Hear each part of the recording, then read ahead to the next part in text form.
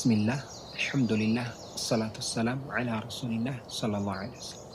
ውድ ወንድምና እህቶች ረመዳን በዓመት ውስጥ እንደሚገኙ ወራት ወር ብቻ አይደለም፣ መራብና መጠማትን ብቻ አይደለም።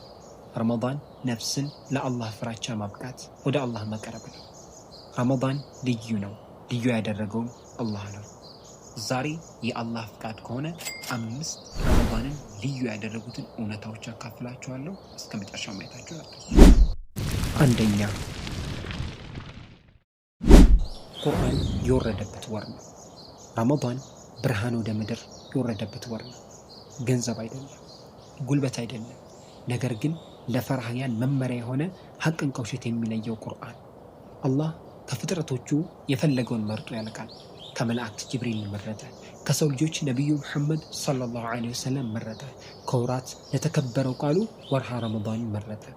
በተከበረው ቃሉም እንዲህ ይላል፣ ሸህሩ ረመዳን አለዚ ኡንዚለ ፊሂል ቁርአን ሁደን ሊናሲ ወበይናቲን ሚነል ሁዳ ወልፉርቃን ፈመን ሸሂደ ሚንኩም ሸህረ ፈልየሱምህ።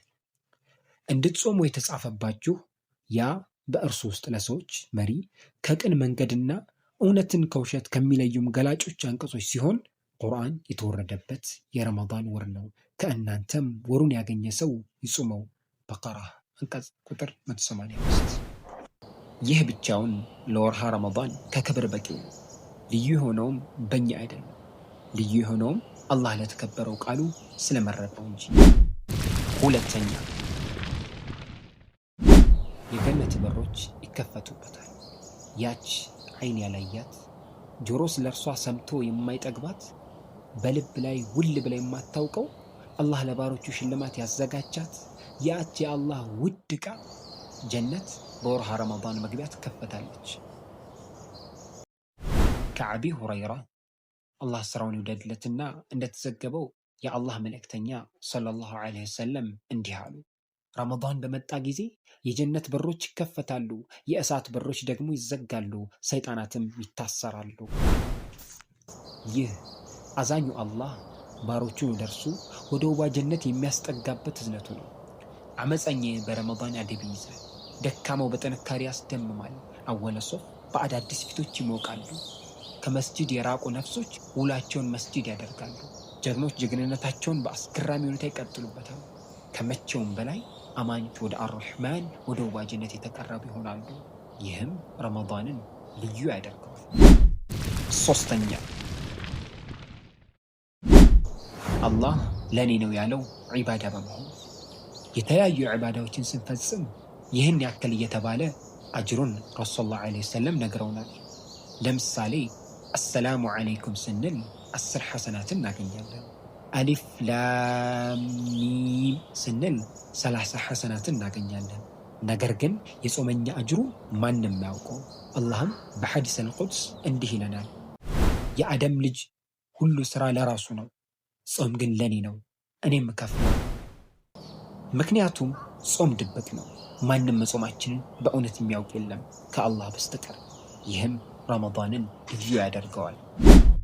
አራተኛ፣ የአላህን ፍራቻ እናም ትዕግስትን መማሪያ መድረክ ነው።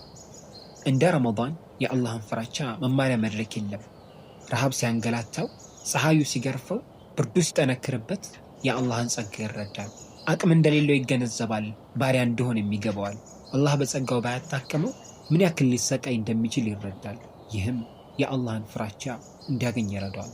አላህም በቁርአኑ እንዲህ ይለናል፣ ያ አዩሃ አለዚነ አመኑ ኩቲበ ዐለይኩም አስሲያሙ ከማ ኩቲበ ዐለ አለዚነ ሚን ቀብሊኩም ለዐለኩም ተተቁን። እናንተ ያመናችሁ ሆይ ጾም በእነዚያ ከእናንተ በፊት በነበሩት ህዝቦች ላይ እንደተጻፈ በእናንተም ላይ ተጻፈ፣ ልትጠነቀቁ ይከጀላልና። ሱረቱ በቀራ። ቀኑን ሙሉ ተከልክሎ የመግሪብን አዛን በስስትና በጉጉት እንደሚጠብቅ እናም መግሪብ ሰዓት ደርሶ እርም ተደርጎበት የነበረውን ማግኘቱ አእምሮ ላለው ሰው የሰው ልጅ የሚፈልገውን ለማግኘት ትዕግስት ማድረግ እንዳለበት ከረመዳን በላይ አስተማሪ ይገኝ ይሆን? ረመዳን የአላህን ፍራቻ እናም ትዕግስትን ያስተምራል። ይህም ረመዳንን ልዩ ያደርገዋል። አምስተኛ ረመዳን ለመለወጥ ታላቅ ዕድል ነው።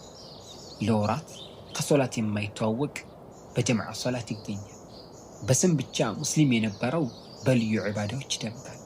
ፈጅር ሶላት በእንቅልፍ የሚሸነፈው ፈጅርን በመስጂድ ይሰግዳል። ሌይል ሶላት የከበደው በተሐጁድ ደምቆ ያሸበርቃል። ታዲያ ይህ ምን ማለት ነው? በእውነት አእምሮን ከፍቶ ለተረዳው አንድን የቁርአን አያ ያስታውሳል።